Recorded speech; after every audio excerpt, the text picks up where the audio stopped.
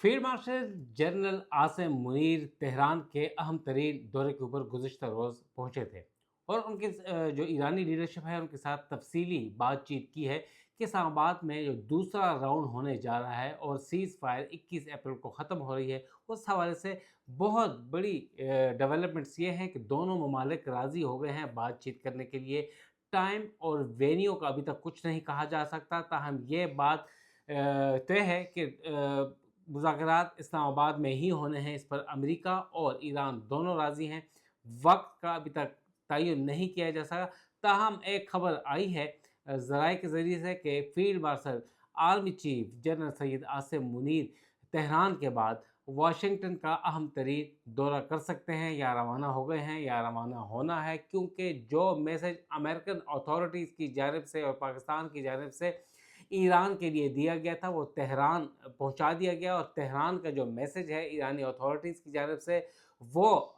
Field marshal के हवाले कर दिया गया है। और एन इम्कान यही है कि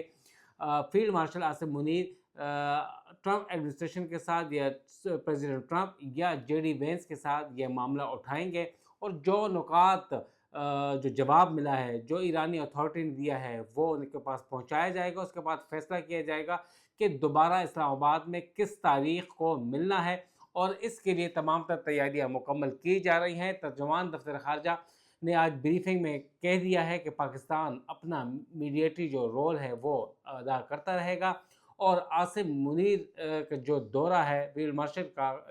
वाशिंगटन का, उस बारे में वो उन्होंने कमेंट नहीं किया, न ही तस्दीक न ही तरदीद की है। ताहम उन्होंने इस दौरे को अहम गर्दाना है। उनका कहना है कि दोनों ममालिक के माबैन जल्द